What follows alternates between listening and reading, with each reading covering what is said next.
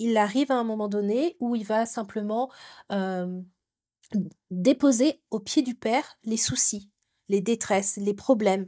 Il est là, il reconnaît en fait qu'il y a quelque chose, il sait dans quoi il est, mais il veut voir plus haut, il regarde à Dieu, le Seigneur va me délivrer. Donc c'est ce qui alimente sa foi. Et il se rappelle donc de ce qu'il a déjà vécu. Donc dans nos difficultés, est-ce qu'on arrive aujourd'hui à croire et à dire c'est pour la gloire de Dieu? C'est une question aussi à se poser. Est-ce qu'on réalise vraiment que tout ce que je vis, c'est pour que le Seigneur se glorifie? Eh bien, bonjour à tous et à toutes, content de vous retrouver en ce début de semaine. Voilà, sans plus tarder, je vais laisser la place à mon épouse, à Déborah, afin qu'elle puisse nous apporter le conseil de Dieu. Voilà, je te laisse la parole. Merci David. Bonjour à toutes et à tous. Je vais donc lire le psaume 54 à partir du verset 9. Enfin, tu veux bien le lire plutôt, David, s'il te plaît? Ok. Car il me délivre de toute détresse, et mes yeux se réjouissent à la vue de mes ennemis. Amen. Amen. C'est David qui a écrit ce psaume et donc c'est une affirmation qu'il donne. C'est à travers son vécu qu'il peut certifier, qu'il peut témoigner de la grâce de Dieu, du fait que le Seigneur le délivre de toutes ses détresses. Il n'y en a pas une qui soit au-dessus de Dieu. Il a vécu qu'à chaque fois, la main du Seigneur est intervenue dans sa vie et qu'il a été délivré. Donc c'est un témoignage et donc le témoignage en soi, c'est le témoignage de David. Et pour nous qui sommes, qui appartenons au Seigneur, d'avoir un témoignage, c'est toujours, ça nous apporte toujours quelque chose. Mais ça reste quand même insuffisant pour dans notre relation avec le Seigneur, parce qu'on a besoin d'avoir des expériences, des choses directes avec Dieu. Tu es d'accord avec ça ou pas? Effectivement, notre Dieu, c'est pas un Dieu théologique seulement, c'est un Dieu du quotidien, du concret, Amen. parce que la parole de Dieu, elle est vivante et efficace, elle ne change pas. Les Écritures nous rappellent que Jésus-Christ, eh bien, il est toujours le même, hier, aujourd'hui, éternellement. Et c'est pour ça qu'on peut bâtir notre foi, comme tu dis, bien sûr, les expériences personnelles avec Dieu. Notre Dieu est un Dieu d'expérience. C'est un Dieu qui répond. C'est un Dieu qui vient à notre secours. C'est pour ça que David en a fait l'expérience, comme tu l'as dit. Ouais. Et là, je te rejoins totalement. Aujourd'hui, malheureusement, il y a tellement de doctrines qui passent même dans les milieux évangéliques, qui vont contre cela, à dire, mais non, tout ça, c'était pour le passé. Tout ce qu'on pouvait vivre, la guérison, la Les délivrance, miracles. l'aide du Saint-Esprit, les miracles, etc. Ce qui est marrant, c'est qu'ils espèrent toujours la résurrection par contre des morts, et ça aussi, c'est un vrai miracle. Donc, soyons cohérents, c'est-à-dire que dans la parole de Dieu, Jésus a dit, si tu crois, tu verras ma gloire. Amen. Et à toi aujourd'hui, peut-être qui écoute cette émission, eh bien, on veut vraiment t'encourager à dire oui, notre Dieu est un Dieu qui entend et qui répond à chacun de nos besoins. Et tu vas encore en faire l'expérience, mon frère, ma sœur. Si tu appelles à lui, si tu cries à lui, il entend tes cris, parce que quand un malheureux crie, l'Éternel entend et il le délivre de toutes ses détresses. Donc je te rejoins à 100%. C'est pour ça que David peut l'exprimer. Je te laisse continuer. Oui. Donc voilà, donc une bénédiction du coup directe. Et ce sont nos relations avec le Seigneur qui nous permettent donc de consolider notre foi. Donc c'est ce que tu as dit aussi. Et donc par rapport au cœur de David, on voit qu'il connaît le cœur du Père. C'est les différentes expériences qu'il a vécues lui ont permis de connaître un trait de caractère de Dieu, de connaître le cœur du Père. Et donc il arrive à un moment donné où il va simplement déposer au pied du Père les soucis, les détresses, les problèmes.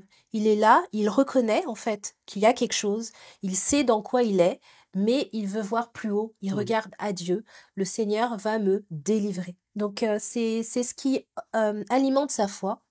Et il se rappelle donc de ce qu'il a déjà vécu et ça lui permet, dans la situation actuelle où il ne va pas bien, où il y a encore de l'opposition, ça lui permet de dire le Seigneur m'a délivré avant, il va me délivrer encore maintenant. Parce qu'il l'a déjà fait, je l'ai déjà vécu et je rappelle ça à mon esprit, je rappelle ça à mon cœur. Dieu m'a délivré dans telle situation, il le fera encore. Amen. C'est la proclamation aussi et la confession de ce que Dieu fait dans nos vies. Et la deuxième partie du verset qui est intéressante, c'est « Et mes yeux se réjouissent à la vue de mes ennemis ». Bon, sur le coup, ça m'a fait un petit peu sourire parce que je le voyais au sens propre. Ah, il y a une épreuve qui arrive. Ah, il y a une épreuve qui arrive. mais, Mais c'est pas ça que ça veut dire en fait. C'est parce que l'épreuve est là, parce que j'ai déjà vécu quelque chose avant et que je connais, en définitive, je connais le résultat, je sais que le Seigneur va intervenir, alors je peux me réjouir de ce que je vais encore vivre, parce que je vais encore apprendre sur Dieu et parce que je vais encore voir sa gloire dans ma vie. Et c'est vraiment dans ce sens-là. Vas-y, tu peux alimenter ce que je dis, hein. Je te laisse Oui, la je t'écoute, parole. c'est intéressant. D'accord. Donc, il y a l'exemple d'Anne.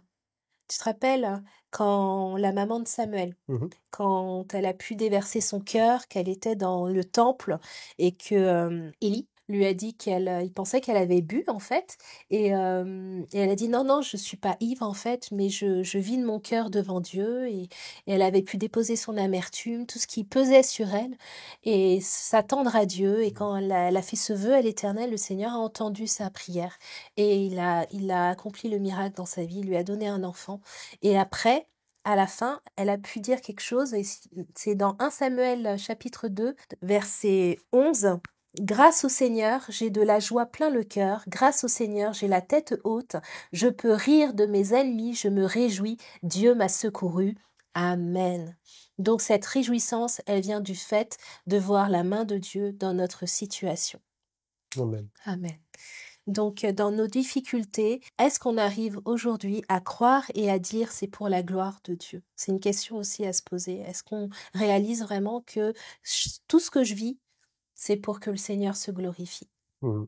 Tout à fait. Il est aux commandes, il ne sommeille ni ne dort, celui qui me délivre de toutes les détresses, et je peux ordonner à mon âme, parce qu'à ce moment-là, il y a un choix à faire. J'ordonne à mon âme de se réjouir dans cette attente de voir la gloire de Dieu dans ma vie. Amen. On va prier peut-être pour ceux qui sont dans cette situation, comme tu dis, Ouais, qui parfois sont écrasés par l'adversaire oui. et qui, quand ils nous écoutent aujourd'hui, disent bah, moi, j'arrive pas à me réjouir, j'arrive pas à voir les choses comme Mm. ça, j'ai ma foi qui est vraiment engluée, je vois que le problème en fait. Et ça me rappelle le texte de David qui disait je lève mes yeux vers les montagnes, D'où me vient le d'où me secours? viendra le secours? Le secours me vient de l'Éternel qui a créé les cieux et la terre. Ok, Il ne permettra point que ton pied chancelle, oui, le sommeil n'est de dehors, celui qui oui. garde Israël. Mhm.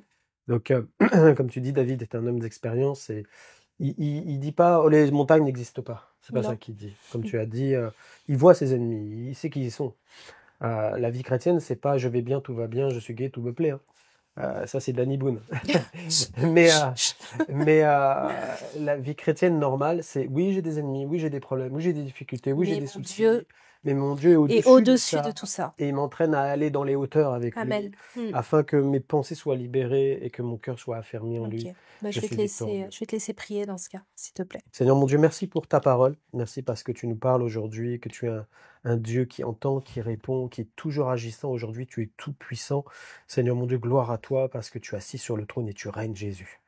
Seigneur, merci pour la croix, parce que c'est là où est notre victoire. C'est ce que je veux déclarer sur la vie de chacun et de ceux qui écoutent cette émission, qui écoutent ta parole, Seigneur.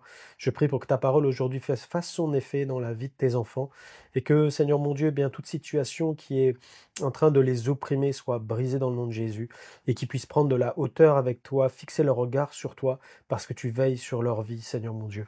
Seigneur, qu'ils soient bénis, encouragés aujourd'hui dans toutes leurs difficultés, et qu'ils puissent voir, Seigneur mon Dieu, que tu es le Dieu qui entend, qui répond et qui agit puissamment. Gloire à toi, Seigneur Jésus. Amen. Amen. Que Dieu vous bénisse. Soyez bénis. On se retrouve demain. Et très à bientôt. Au revoir.